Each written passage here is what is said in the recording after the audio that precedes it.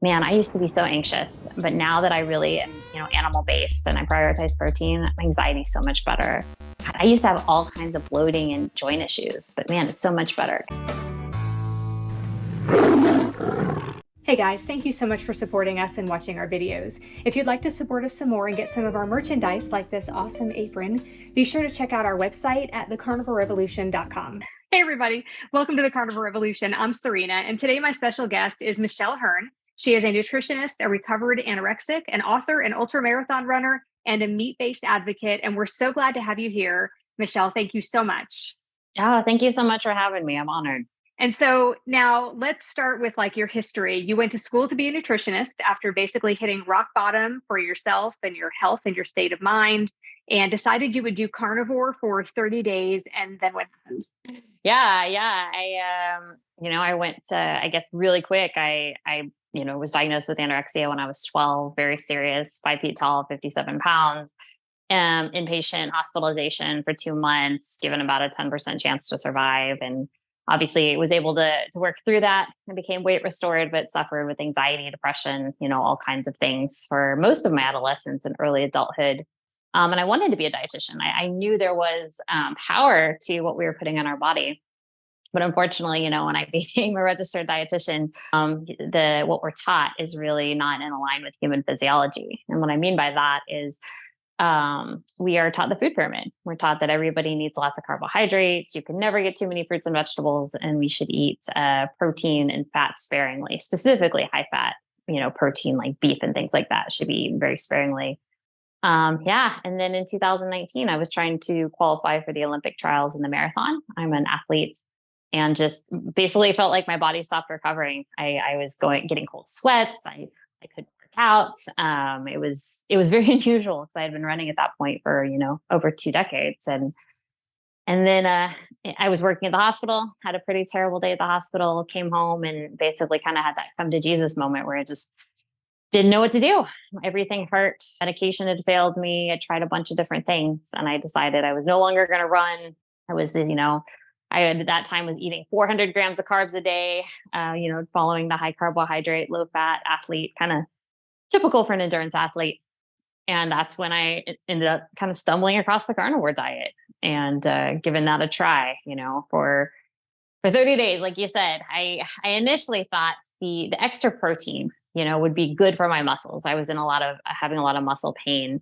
And I kind of intuitively knew that all the carbohydrates I were eating were not making me feel well. I kind of intuitively knew, like, look, the kind of riding this blood sugar roller coaster, getting these highs and lows, but I didn't deeply appreciate just how much they were impacting me. And I also did not deeply appreciate just how, deficient I was in various vitamins and minerals such as iron, zinc, I would imagine probably B12.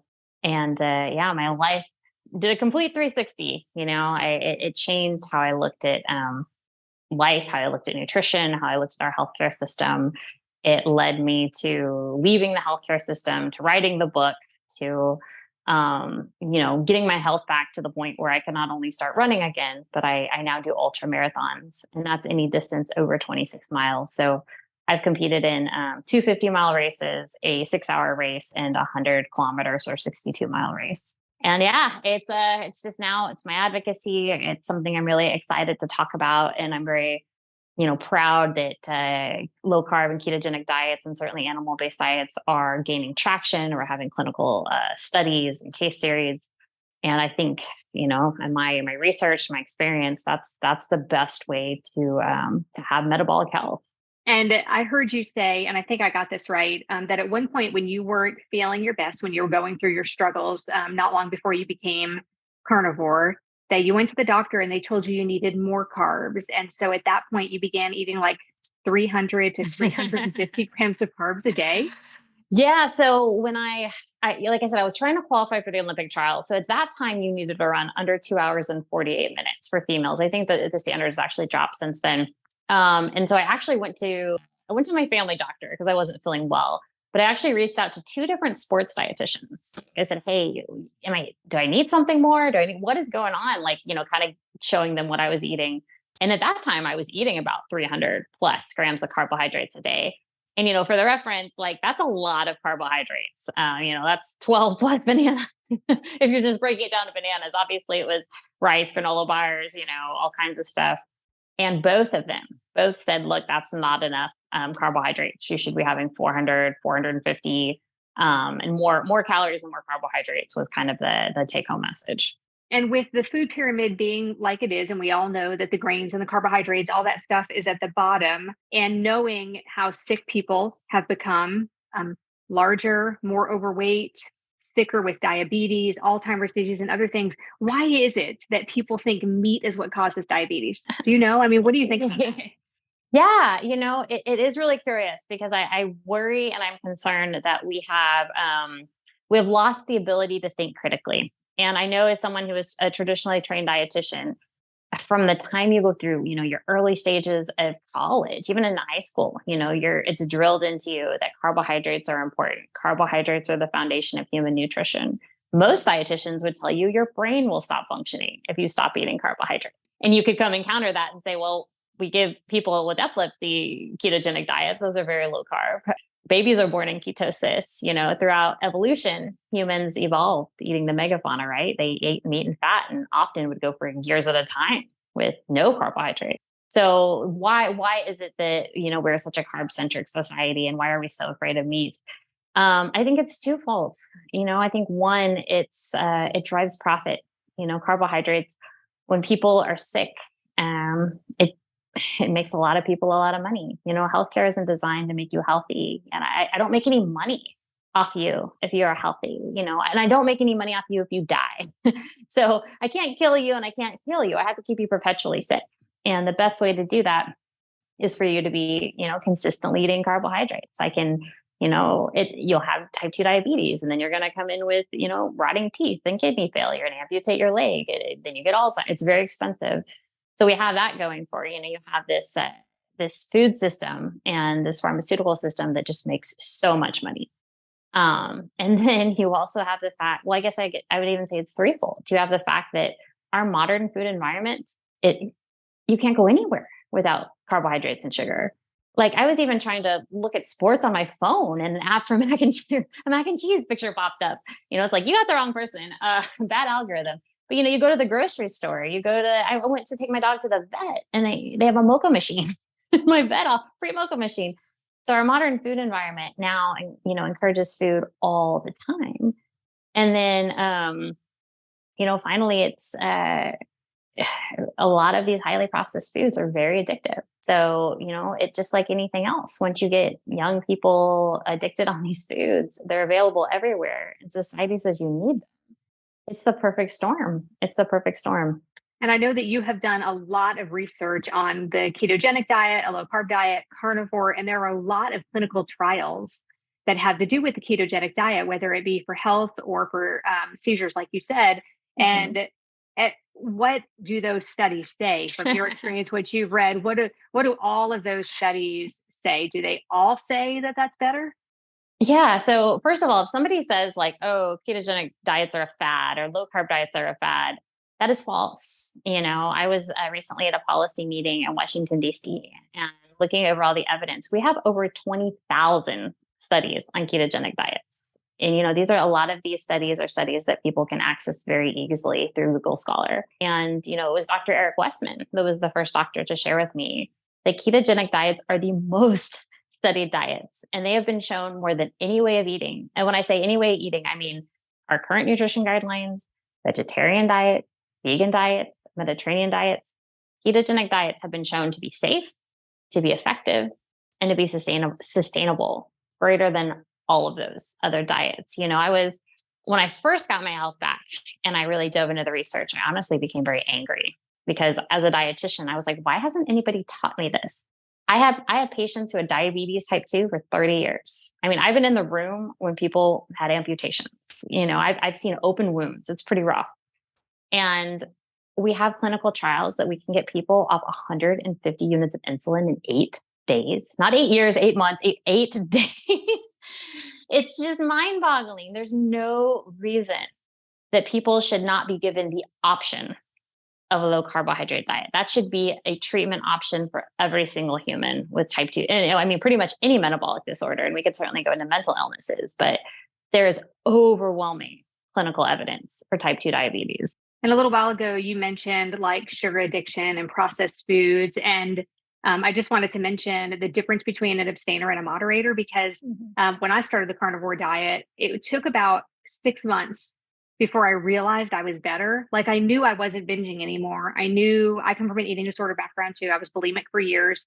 And it took about 6 months of me eating this way and stuff.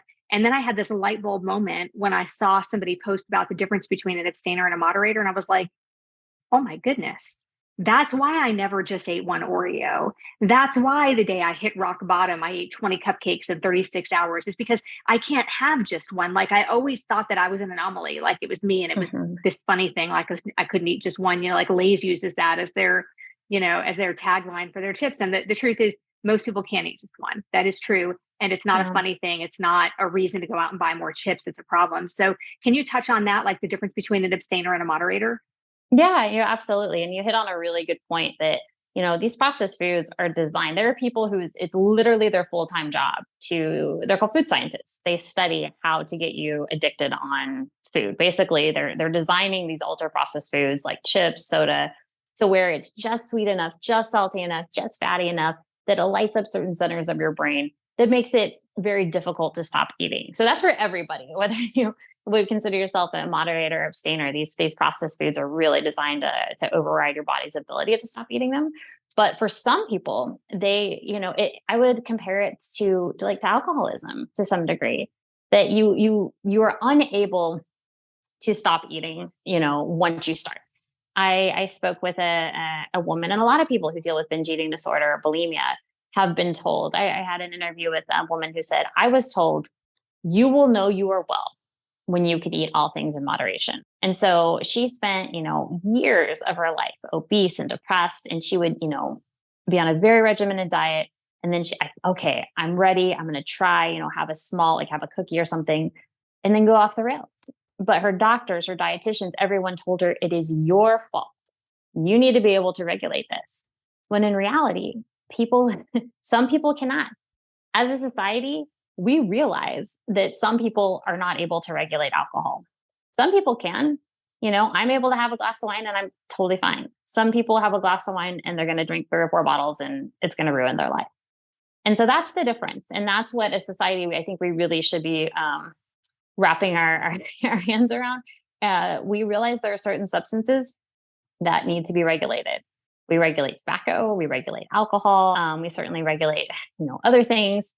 We should, in my opinion, we should be regulating sugar. We now are a society where I don't know how our healthcare system is going to continue to without collapsing. We're going to bankrupt it with all the diabetes and obesity and heart disease and sugar addiction and obesity and blood sugar problems. It spans beyond just physical health. It certainly goes to your mental health. So anyway, that's a long way in between. Some people are able to eat some sugar and carbohydrates and stop. Some people are not. And it is my sincerest hope that we get to a point in society where we honor that. If somebody, let's say you're at a get together, a family, and somebody offers you a cookie or something, you say, oh yeah, no, thank you.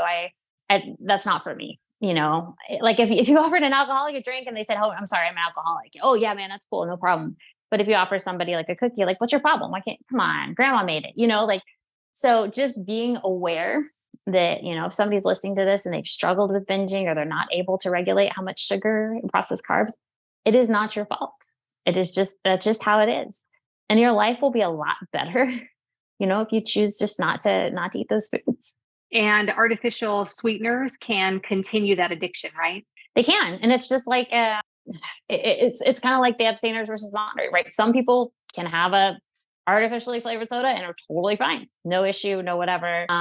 Some people do fine with stevia. They don't do fine with aspartame, so that one's a little tricky. And my advice to somebody would be like, if you are not sure, it's probably better to go ahead and abstain. And for those that don't know, that point that Michelle talked about, the addiction of the foods, the salts and the sugar and the fats, that is actually called the bliss point. And they actually have scientists create that bliss point, and you should feel cheated and you should feel duped and you just feel fooled that you continue to buy those foods that keep you addicted to them. So let's talk about the difference between, because there's this, large plant-based agenda. So let's talk about the difference between plant proteins and animal proteins and the bioavailability of them. Yeah. And, I feel like we all probably started at the right place, right? Like most people probably started saying like, I want to be a healthier human. But what happened, and this is why it's important to, once again, use critical thinking and always take a step back. When you hear something like, oh, meat is bad for you, meat is inflammatory. It's like, if that was true, the human race would not exist. We literally evolved. Our brains got bigger. We went from walking on four, to 2 feet because we were eating animal-based protein. But anyway, when it comes to bioavailability, what that means is just what my body can use and absorb. For example, heme iron is probably my favorite example. Like a steak and spinach, they both have iron. And a lot of the plant-based community says, oh, you can just eat more spinach and you'll get plenty of iron. The iron in plants, specifically spinach, you can only absorb it. It's about 1.7%, where obviously the iron in steak is highly, highly absorbable. And I like to use the example, if I wrote you a check for $1,000 and you're like, oh, sweet, thanks, Michelle. And you go to cash it and they're like, ooh, she's got $17 in her bank account. You'd be like, oh man, it doesn't matter what it says, how much iron is in this plant. It matters, can my body use it? Like, it doesn't matter if I write you a check, can I access the funds? And that's what's happening in these plant proteins. Our body is not able to utilize them well. A lot of them, soy and other things, they actually have chemicals in there, trypsin inhibitors that prevent your body from using that protein. Where when you eat animal-based protein, everything in that protein works perfectly and synergistically in your body. And what I mean by that is it's not just like steak versus soy, 20 grams versus 20 grams, they're equal. Steak, beef, ruminant animals, lamb, deer, whatever. They have other components to them. They have things like folate, iron, B12, carnitine, taurine, things that when you eat it, your body recognizes it. Your body can utilize it well. It's going to nourish your gut. It's going to help build those neurotransmitters for your brain. Plants don't have that. Plants, and I'm certainly not saying that you protein from plants, but it's a huge mistake to think that you can get all of your, nutrition source or protein from plants.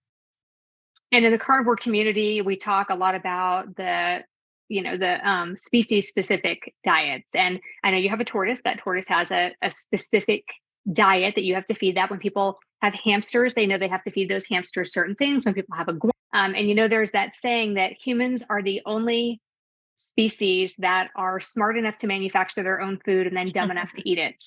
And we continue to do that over and over again. I was at the store the other day, and you see people posting on our carnivore and keto page, you see people posting like pancakes with Fruity Pebbles in them and then the Fruity Pebbles syrup to go on top of it. And it bothers me. It kills me that at some point that became food when there are very few ingredients in there that are food.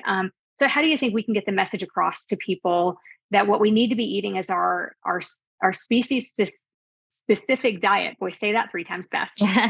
Because it's so important for us to give ourselves the nutrients that are in those specific foods that we are supposed to be eating. And it's not all of the vegetables in the produce section either, because a lot of those vegetables were not even around thousands of years ago. A lot of those are genetically modified, and some of those are man-made, vegetables kind of. And so it's really hard for people to understand what is healthy. So how do we get that message across to people? Because most people think if it says low fat, it's healthy, or if it says keto approved.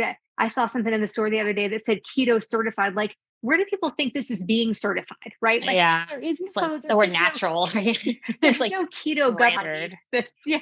A keto governing body that says, okay, we'll certify this one. Like, there isn't a thing like that, and there is no real FDA regulation on whether or not it says all natural and all that stuff. So how can we drive that message to people that we need to eat real foods?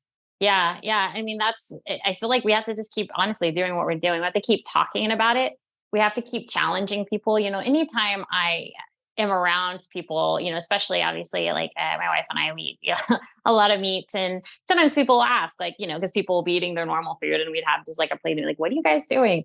I think you people, we need to share, we need to talk about it. And you don't ever want to be annoying, but there's a few talking points and there's a few big changes in my life that had happened that I think everybody could relate to. Like, I'm an ultra runner now. Most people can relate to that. Most people wouldn't care if I said, oh, this helps me run, like, kick rocks. I don't run. But saying something, most people can relate, especially nowadays, to feeling very tired and very stressed, and since changing how I ate, since really developing most of my nutrition, those ruminant animals, lots of meat and fat, my anxiety is 100 times better. So I think really focusing on, things people can relate to. Like, man, I used to be so anxious, but now that I really am, animal based and I prioritize protein, my anxiety is so much better. God, I used to have all kinds of bloating and joint issues, but man, it's so much better because when you are relatable, people will listen, you know? God, I used to be so depressed, and it's just I just wake up, I sleep better. So I think getting that conversation going is very important.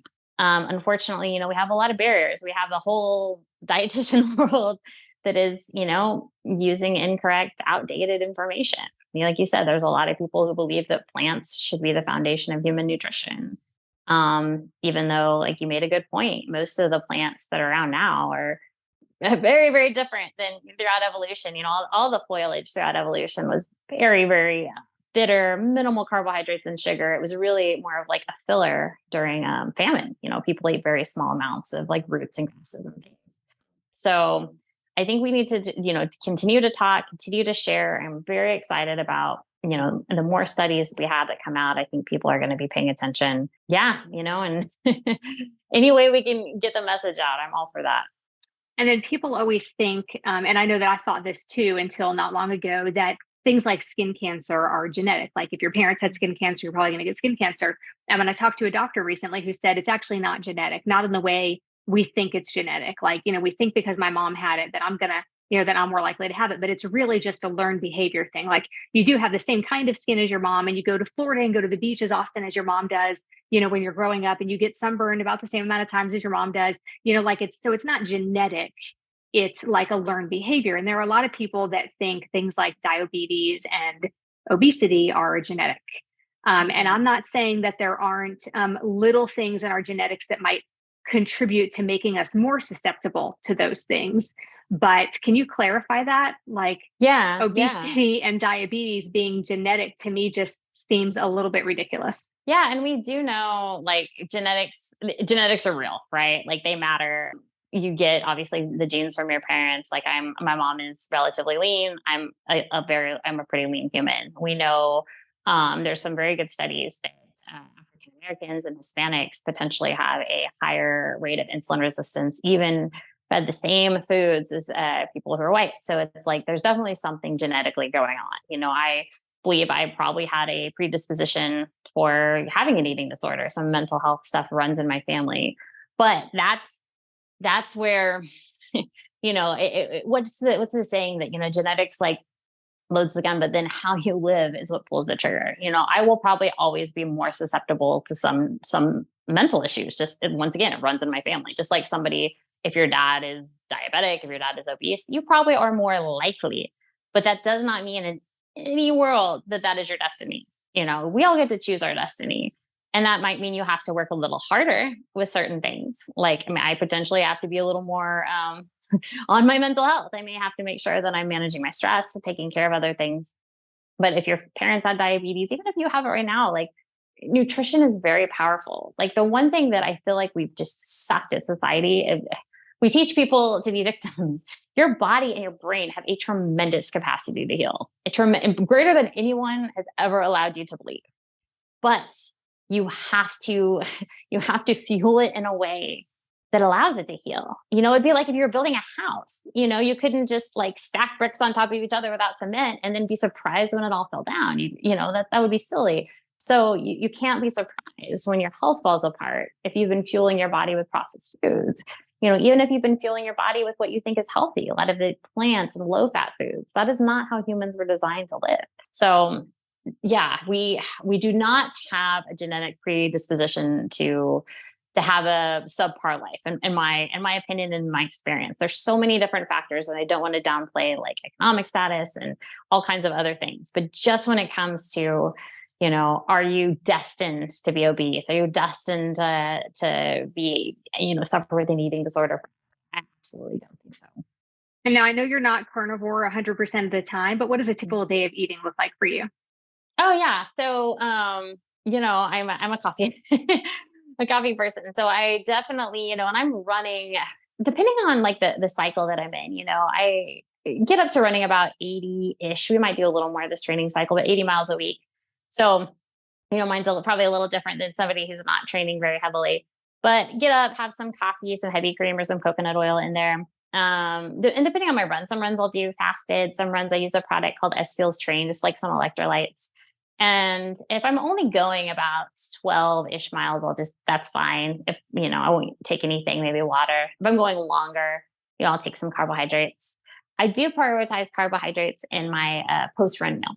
And 95% of the time, I'm going to have 25 to 50 grams of carbs, whether that's fruit or rice. I'm kind of indifferent. People ask me like, is there a best carb? I'm like, if you're metabolically healthy, which I realize most people aren't, I think it's kind of one half dozen the other. What settles with me, what's low in anti-nutrients. And then my first meal, I have quite a bit of animal protein, either most of the time it's beef. I know it's kind of weird for breakfast, but it's usually ground beef. When it's super hot outside, sometimes I'll do eggs just because the beef doesn't, after a super long run. And we're talking at least a half a pound. We're usually closer to 3/4 a pound, which, back when I was a high carb athlete, I wouldn't get a half a pound in a day or a few days. So having it at one meal that was a big change for me when I first started. And I have, butter, tallow, sometimes a little bit of cheese. The mid meal, I usually have a mid meal and it's very similar, beef, tallow. If we have leftover salmon or something else, that one's always kind of flexible. And then in the evening, my wife makes long fermented sourdough. So we'll either have that, some rice. Carrots is pretty frequent. And another, we have half a cow. So, either steak or beef. We do live in the Pacific Northwest. So we do salmon probably once a week. And sometimes pork, it's like, I'm not just a beef or steak person. So we're very rarely do we do chicken. We almost never do anything very lean just because, as an athlete, I need so many, and even my wife who doesn't run at all, like this is most of our diet is, protein and fat. So we're not trying to like cut out the fat, we definitely prioritize like, the higher steaks or ground beef. It's pretty boring. It's pretty simple. Yeah, absolutely. I think for most of us, it's funny because I eat a lot of beef for breakfast too. And it's kind of like the smush, right? Like, does it really matter what time of day it is when you eat? Like, it's kind of like during the holidays when you lose track of what day it is. We call that the smush at our house, like all the days kind of smush together, And that's how I feel about my days with eating. It's just like, it's the smush. It's like, it doesn't matter what time of day it is. It doesn't matter what day of the week it is. This is what I eat. And if I have hamburgers left over from yesterday, it doesn't matter what time I eat them, So I feel the same way. We eat a lot of the same things all the time too. So if you had one piece of advice for somebody new or somebody who is sick and just looking for like, I've tried everything, what do you recommend? What would be your piece of advice? Yeah. And kind of depending on like where you're at, I think for me, when I first started, it was really helpful just to sit and to really take inventory, like, taking like a full day just to be like, my life is really a mess. I was in physical pain. I was short with my wife. I hated my job. Like, I'm at the time was 36. Like, this is not sustainable. Like, this is not happy. And sometimes I think we like gloss over things like, it's not that bad. Whatever. It's like, no, this is really bad. And if I can't show up in the world, like pretty good, I don't have children. I can't imagine if I had kids, but like, I want to show up to my people I'm working with and people I interact with and my wife. Like I feel as a partner, I want to just show up. So I think one, just taking some inventory and just being really honest with yourself, because I think that can be kind of motivating just to change. And then I always say, man, give yourself 30 days. Like sometimes people say, I try that for a couple of days. Like you got to be really, and get some community, whether that's a health coach or getting in a group. It really helped me. I was talking with people on Instagram a lot that were doing carnivore, reading all kinds of studies about it. Like, because it can feel kind of lonely. Like most of the world eats pretty shitty. And that's why most of the world is really sick. So, getting community, committing to the process and giving it a full 30 days. Because I feel like we can do anything. Say, hey, 1 month, if this is a mess. And that's what I thought. I was like, after 30 days, I'm done. And, that was October, November 2019. And, it changes and it evolves, of course, as I train more and whatever, your life will evolve. There's no like gold medal for always eating beef, but the goal being like, can I eat in a way that is going to dramatically change my life? Like I would never go back. Everything in my life is better. I sleep better. I'm a happier, better human. I was able to completely change everything about my life. Yeah, I agree 100%. I'm a completely different person than I was before also. So tell people where they can find you, Michelle. Yeah. So you can find me on Instagram at Run, Eat, Meet, Repeat. I'm on Twitter at Michelle Hurn RD. I have a website, thedietitiansdilemma.net. I also have the book on Amazon, The Dietitian's Dilemma. And I'm currently in the process of there may be a children's book coming out in the next 6 months or so. So we'll see. That's wonderful. We'll look forward to that. Thank you so much for hanging out with me. You're so welcome. I appreciate it. And we'll see you next time here on the Carnivore Revolution.